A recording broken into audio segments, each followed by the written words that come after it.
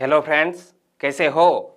जी के 2020 YouTube channel के NCERT video series में आप सभी दोस्तों का हार्दिक स्वागत है। आज का हमारा सब्जेक्ट है इंडियन कॉन्स्टिट्यूशन एंड पॉलिटी और इस सब्जेक्ट में कल हमने जो टॉपिक की चर्चा की थी इसी टॉपिक को कंटिन्यू कर रहे हैं। मतलब आज का हमारा टॉपिक है लोकसभा पार्ट 2। तो यह वीडियो में आप लास्ट तक बने रहिए। लास्ट में कमेंट सेक्शन में जरूर बताना कि आपको यह वीडियो कैसा लगा। और आप चाहे कोई भी एग्जामिनेशन की प्रिपरेशन कर रहे हैं लेकिन आपके सिलेबस में इंडियन कॉन्स्टिट्यूशन है तो हमारे इस वीडियो से आपको निश्चित तौर ही मदद मिलने वाली है। ओके, चलिए बिना वक्त गवाए स्टार्ट करें। तो आज का हमारा टॉपिक है लोकसभा पार्ट 2 और कल हमने लोकसभा के गठन के बारे में बात की थी। आज हम संसद में विधि निर्माण की प्रक्रिया से स्टार्ट करते हैं। संविधान में अनुच्छेद 107 से 111 तक के समूह को विधायी प्रक्रिया यानी कि लेजिस्लेटिव प्रोसीजर शीर्षक दिया गया है।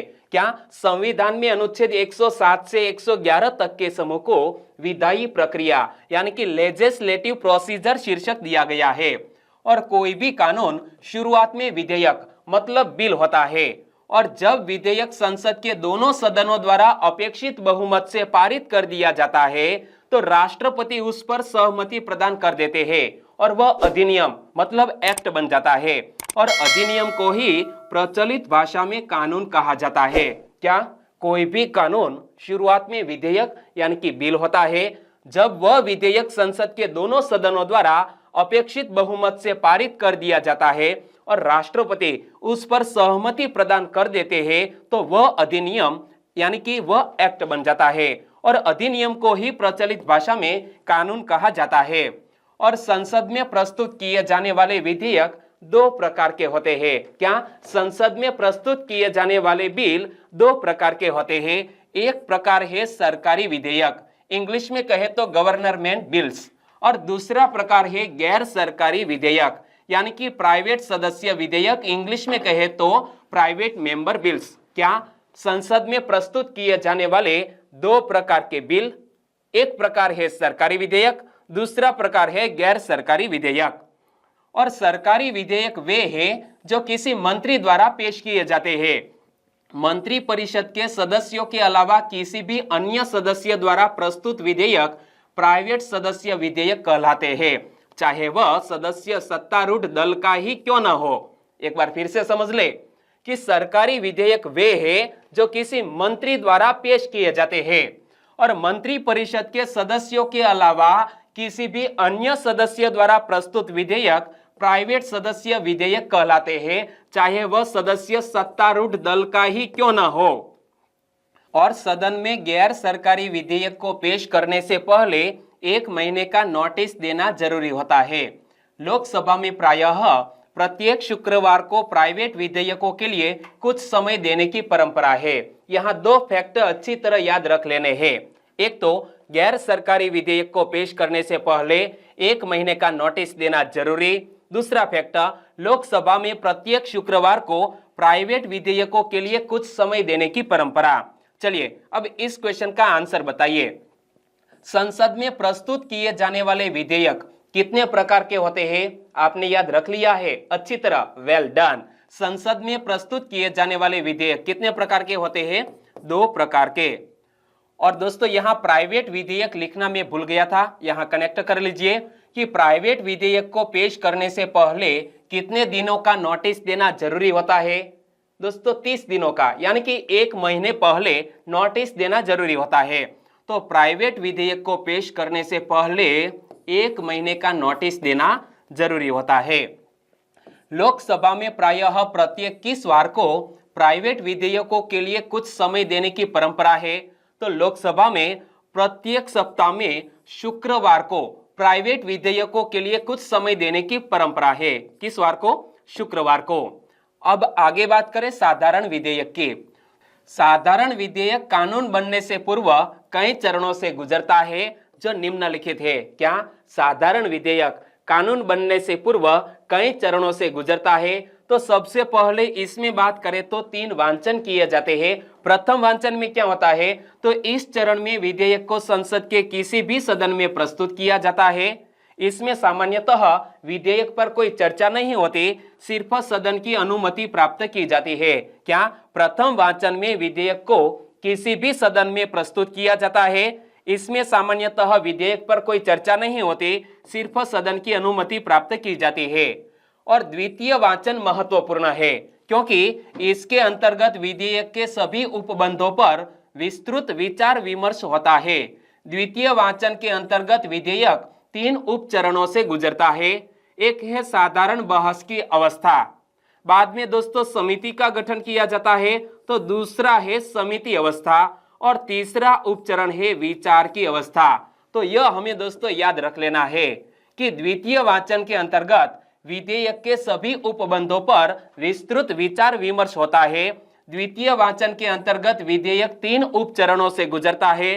प्रथम चरण साधारण बहस की अवस्था, दूसरा उपचरण समिति अवस्था, और तीसरा उपचरण है विचार की अवस्था। और तृतीय वाचन की बात करें, इस चरण में सिर्फ संपूर्ण विधेयक को स्वीकार या अस्वीकार करने के संबंध में चर्चा होती है। विधेयक के अंतर्गत कोई संशोधन नहीं किया जा सकता। क्या यह तृतीय वाचन में सिर्फ संपूर्ण विधेयक को स्वीकार या अस्वीकार करने के संबंध में चर्चा होती है।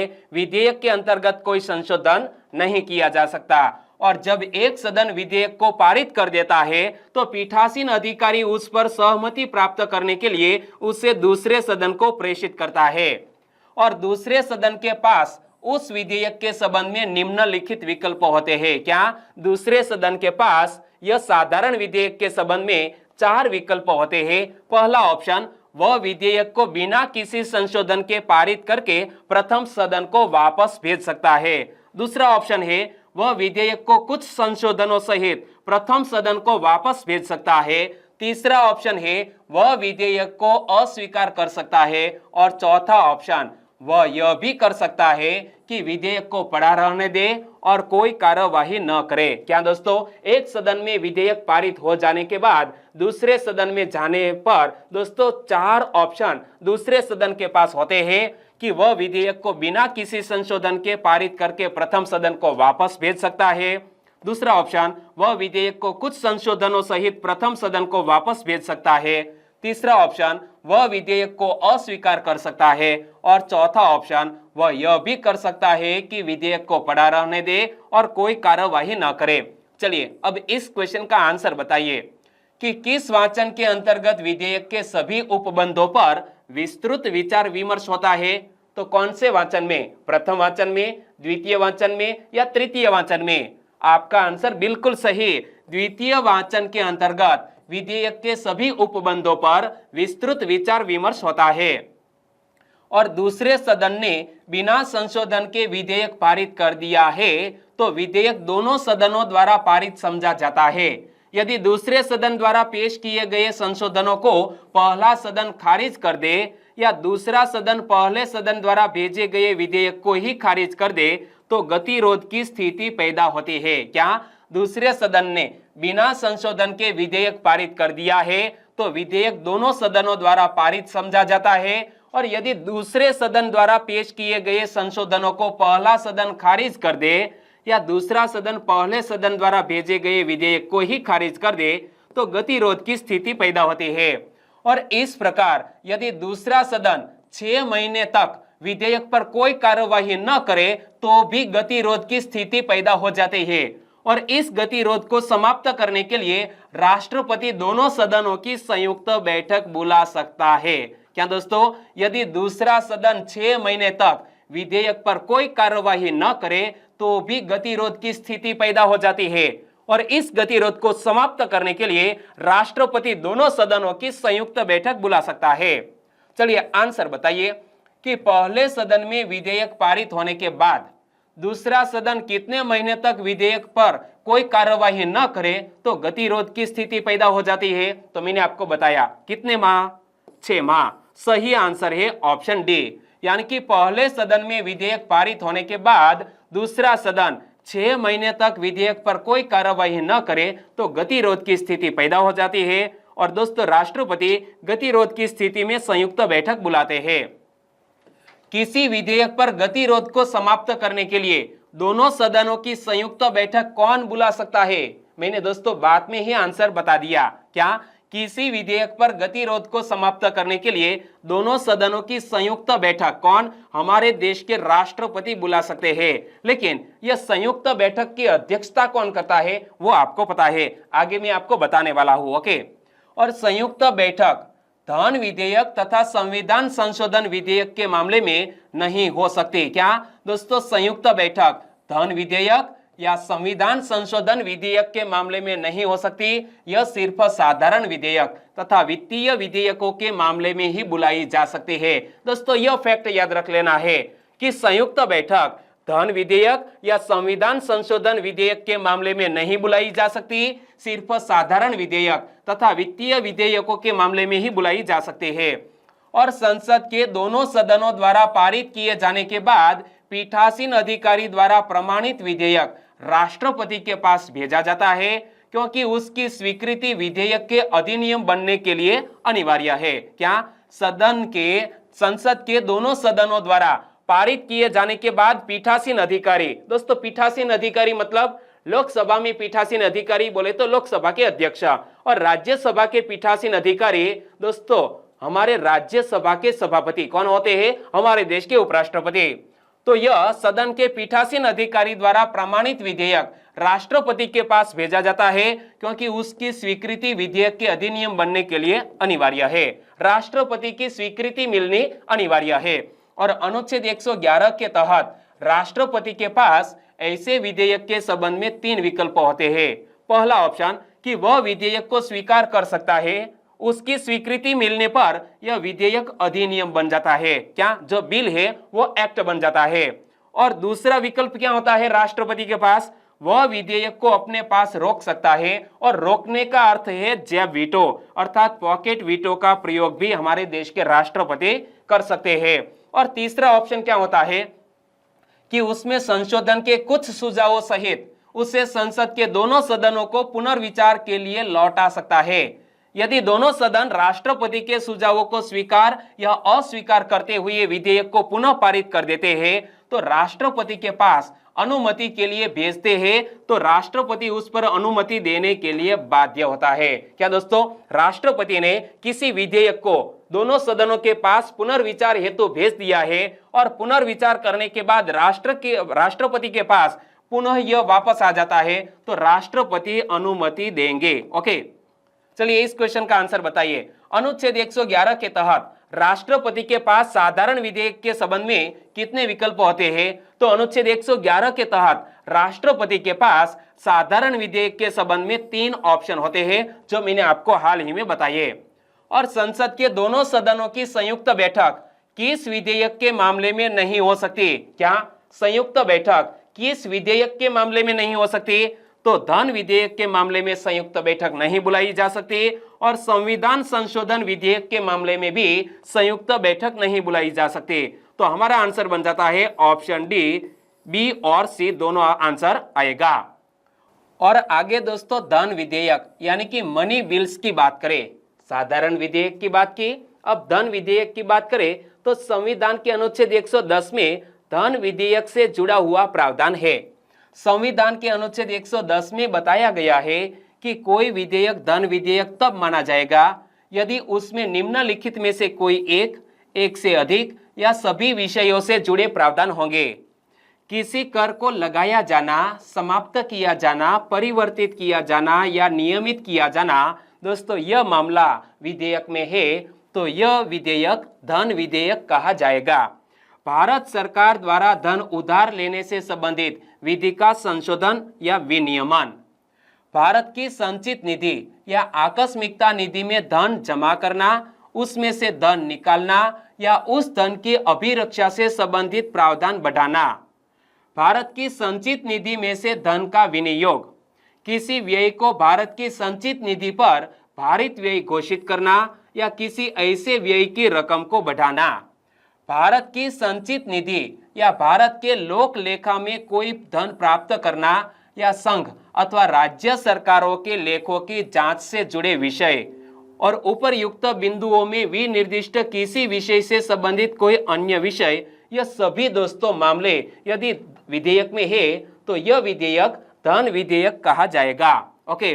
और अनुच्छेद 110(2) में स्पष्ट किया गया है कि कोई विधेयक केवल इस कारण धन विधेयक नहीं समझा जाएगा कि उसका संबंध किसी जुर्माने या अन्य आर्थिक दंडों के साथ है, उसका संबंध किन्हीं सेवाओं या लाइसेंसों की फीसों के साथ है, उसका संबंध किसी स्थानीय प्राधिकारी या निकाय द्वारा स्थानीय प्रयोजनों के लिए कोई कर लगाने, हटाने, परिवर्तित करने या विनियमित करने से है, तो दोस्तों यह विधेयक धन विधेयक नहीं कहलाएगा। एक बार फिर से देख लो कि अनुच्छेद 110(2) में स्पष्ट किया गया है कि कोई विधेयक केवल इस कारण धन विधेयक नहीं समझा जाएगा कि उसका संबंध किसी जुर्माने या अन्य आर्थिक दंडों के साथ है, उसका संबंध किन्हीं सेवाओं या लाइसेंसों की फीस के साथ है, उसका संबंध किसी स्थानीय प्राधिकारी या निकाय द्वारा स्थानीय प्रयोजनों के लिए कोई कर लगाने, हटाने, परिवर्तित करने या विनियमित करने से है, तो दोस्तों यह विधेयक धन विधेयक नहीं कहा जाएगा। और अनुच्छेद 110(3) में स्पष्ट किया गया है कि यदि यह प्रश्न उठता है कि कोई विधेयक धन विधेयक है या नहीं, तो इस संबंध में लोकसभा अध्यक्ष का निर्णय अंतिम होगा, इसे किसी भी न्यायालय में चुनौती नहीं दी जा सकती। क्या दोस्तों, कोई विधेयक धन विधेयक है या नहीं, यह डिसीजन कौन लेता है? लोकसभा का अध्यक्ष, और इसे किसी भी न्यायालय में चुनौती नहीं दी जा सकती। और अनुच्छेद 117 में बताया गया है कि धन विधेयक राष्ट्रपति की सिफारिश से ही तथा सिर्फ लोकसभा में ही प्रस्तुत किया जाता है। क्या दोस्तों, अनुच्छेद 117 में यह स्पष्ट किया गया है कि यदि कोई विधेयक धन विधेयक है तो राष्ट्रपति की सिफारिश से ही और सिर्फ लोकसभा में ही प्रस्तुत किया जा सकता है, राज्यसभा में नहीं। और यदि किसी कर को कम करने या हटाने के लिए किसी विधि में संशोधन किया जाना हो तो ऐसे मामले में राष्ट्रपति की सिफारिश की जरूरत नहीं है।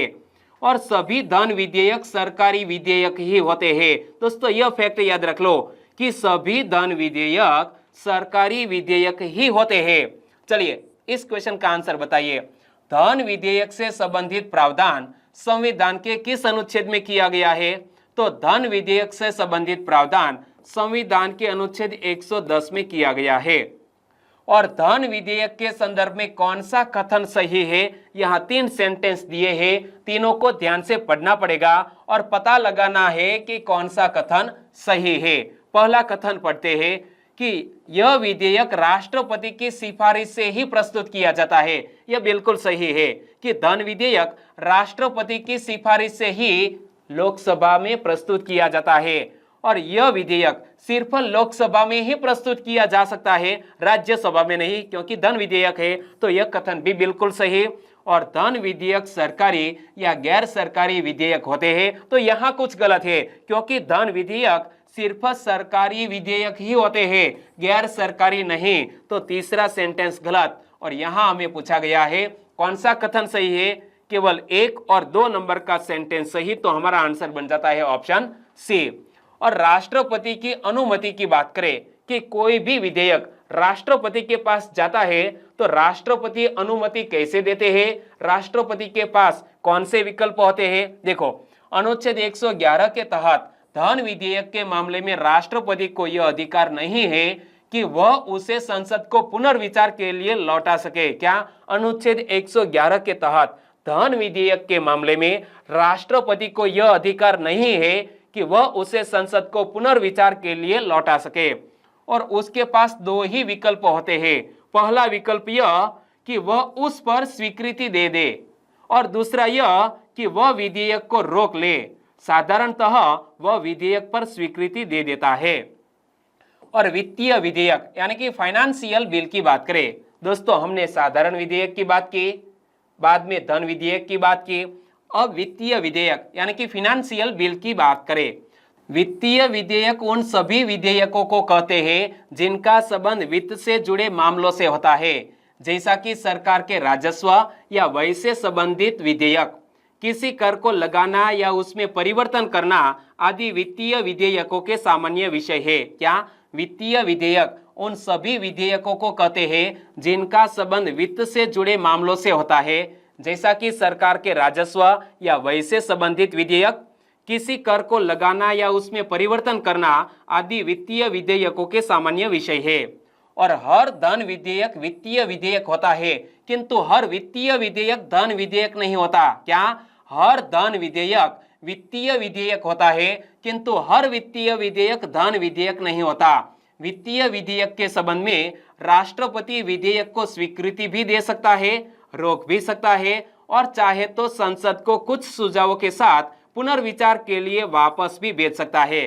दोस्तों यहां याद रख लेना है कि हर मनी बिल को फिनेंशियल बिल्स कहते हैं, लेकिन हर फिनेंशियल बिल को दोस्तों मनी बिल नहीं कहते।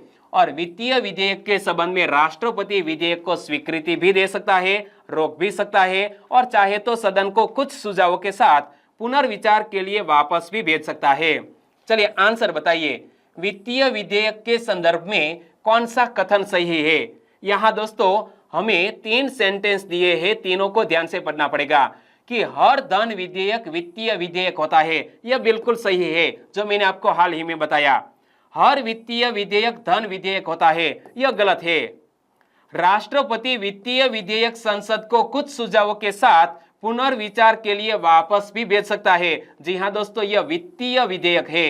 क्या? धन विधेयक नहीं, वित्तीय विधेयक है, इसीलिए संसद को कुछ सुझावों के साथ पुनर्विचार के लिए वापस भी भेज सकता है। तो यह कथन सही। और यहां हमें पूछा गया है कौन सा कथन सही है? 1 और 3 यह कथन सही, हमारा आंसर बन जाता है ऑप्शन डी। और दोनों सदनों की संयुक्त बैठक दोस्तों क्यों बुलाई जाती है? कैसे मामलों में संयुक्त बैठक बुलाई जा सकती है? ये देखो कि संयुक्त बैठक निम्नलिखित 3 स्थितियों में बुलाई जा सकती है। दोस्तों पहली स्थिति कैसी हो सकती है कि यदि एक सदन द्वारा पारित विधेयक को दूसरे सदन ने अस्वीकार कर दिया हो तो राष्ट्रपति संयुक्त बैठक बुला सकते हैं। दूसरी परिस्थिति कि यदि विधेयक में किए जाने वाले संशोधनों के संबंध में दोनों सदन अंतिम रूप से असहमत हो गए हो तो भी राष्ट्रपति संयुक्त बैठक बुला सकते हैं। और तीसरी सिचुएशन यह है कि यदि दूसरे सदन ने विधेयक प्राप्त होने की तारीख से 6 महीने पूरे होने तक विधेयक को पारित न किया हो। एक बार फिर से देख ले कि दोनों सदनों की संयुक्त बैठक कैसी परिस्थिति में बुलाई जाती है?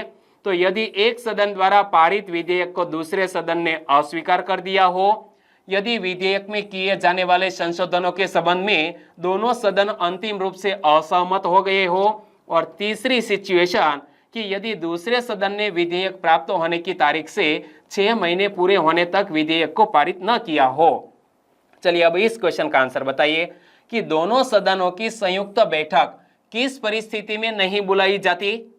तो चारों ऑप्शन को ध्यान से पढ़ना पड़ेगा और पता लगाना है कि कौन सी परिस्थिति में संयुक्त बैठक नहीं बुलाई जा सकती। तो एक सदन द्वारा पारित विधेयक को दूसरे सदन द्वारा अस्वीकार करने पर तो संयुक्त बैठक राष्ट्रपति बुला सकते हैं। ऐसे मामले में संविधान संशोधन विधेयक पारित करने के लिए दोस्तों हमने पहले पढ़ लिया है कि संविधान संशोधन विधेयक के मामले में संयुक्त बैठक नहीं बुलाई जा सकती। दोनों सदन में दोस्तों बहुमत से यह विधेयक पारित होना भी अनिवार्य है। ओके, तो यहां हमारा सही आंसर बन जाता है ऑप्शन बी। लेकिन एक और भी मामला देख ले कि दूसरे सदन ने 6 महीने पूरे होने तक विधेयक को पारित न किया हो तो राष्ट्रपति संयुक्त बैठक बुला सकते हैं। और यहां हमें पूछा गया है कौन सी परिस्थिति में संयुक्त बैठक नहीं बुलाई जा सकती? ऑप्शन बी के मामले में। और यदि लोकसभा के विघटन के कारण कोई विधेयक व्यपगत यानी कि लैप्स अर्थात समाप्त हो गया है तो उसे पारित करने के उद्देश्य से संयुक्त बैठक आयोजित नहीं की जा सकती। किंतु यदि राष्ट्रपति ने दोनों सदनों की संयुक्त बैठक बुलाने के आशय की सूचना दे दी है तो उसके बाद लोकसभा का विघटन हुआ हो तो विधेयक व्यपगत यानी कि लैप्स नहीं होगा और उसके संबंध में संयुक्त बैठक हो सकेगी। यह समझने वाली बात है कि यदि लोकसभा के विघटन के कारण कोई विधेयक व्यपगत यानी कि लैप्स अर्थात समाप्त हो गया है तो उसे पारित करने के उद्देश्य से संयुक्त बैठक आयोजित नहीं की जा सकती। किंतु यदि राष्ट्रपति ने दोनों सदनों की संयुक्त बैठक बुलाने के आशय की सूचना दे दी है तो उसके बाद लोकसभा का विघटन हुआ हो तो विधेयक व्यपगत यानी कि लैप्स नहीं होगा और उसे इसके संबंध में संयुक्त बैठक हो सकेगी। और एक नियम यह भी है कि यदि राष्ट्रपति ने संयुक्त बैठक बुलाने की घोषणा कर दी है तो उसके बाद कोई भी सदन उस विधेयक पर कोई कार्यवाही नहीं कर सकता। क्या एक नियम ऐसा भी है कि यदि राष्ट्रपति ने संयुक्त बैठक बुलाने की घोषणा कर दी है तो उसके बाद कोई भी सदन उस विधेयक पर कोई कार्यवाही नहीं कर सकता। और संयुक्त बैठक की कार्यवाहियों का संचालन तथा उसकी अध्यक्षता लोकसभा के अध्यक्ष करते हैं। क्या लोकसभा के अध्यक्ष या संयुक्त बैठक की अध्यक्षता करते हैं और लोकसभा अध्यक्ष की अनुपस्थिति में लोकसभा का उपाध्यक्ष संयुक्त बैठक की अध्यक्षता करता है। और दोस्तों, लोकसभा के अध्यक्ष और उपाध्यक्ष दोनों की अनुपस्थिति में लोकसभा की संयुक्त बैठक का संचालन कौन करता है? तो देखो, उपाध्यक्ष के भी अनुपस्थित होने पर राज्यसभा का उपसभापति यह भूमिका निभाता है। कौन? राज्यसभा का उपसभापति यह संयुक्त बैठक का संचालन करेगा। और यदि वह भी नहीं है तो बैठक में उपस्थित सदस्यों द्वारा निर्णय लिया जाता है कि बैठक की अध्यक्षता कौन करेगा। चलिए अब इस क्वेश्चन का आंसर बताइए कि लोकसभा अध्यक्ष की अनुपस्थिति में संयुक्त बैठक की अध्यक्षता कौन करता है? तो लोकसभा अध्यक्ष की अनुपस्थिति में लोकसभा के उपाध्यक्ष संयुक्त बैठक की अध्यक्षता करते हैं। और संयुक्त बैठक की कार्यवाही लोकसभा के नियमों के अनुसार संचालित होती है, राज्यसभा के नियमों के अनुसार नहीं। क्या यह संयुक्त बैठक की कार्यवाही लोकसभा के नियमों के अनुसार संचालित होती है, राज्यसभा के नियमों के अनुसार नहीं। और संयुक्त बैठक में सिर्फ उन बिंदुओं पर ही विचार किया जाता है जिनके कारण अंतिम रूप से विधेयक पर असहमति उत्पन्न हुई। और संयुक्त बैठक द्वारा मूल विधेयक में सिर्फ दो तरह के संशोधन किए जा सकते हैं। पहली बात कि वे संशोधन जिनका संबंध असहमति के बिंदुओं का समाधान करने से हो, और दूसरा वे संशोधन जो विधेयक को पारित करने में हुए विलंब के कारण जरूरी हो गए हो। ओके, तो यहाँ लोकसभा को हम पूर्ण करते हैं। पहला पार्ट आपने नहीं देखा है तो देख लीजिएगा, और यह दूसरा पार्ट भी लोकसभा से जुड़ा हुआ था, मोस्ट आईएमपी था। आपने लास्ट तक यह पार्ट देखा है तो थैंक यू सो मच। और इस वीडियो की लिंक आपके दोस्तों को फेसबुक, व्हाट्सएप या टेलीग्राम के जरिए शेयर करना मत भूलिएगा। बस छोटी सी उम्मीद के साथ वीडियो खत्म करते हैं, फिर मिलेंगे एक नए टॉपिक के साथ। तब तक के लिए टेक केयर एंड जय हिंद।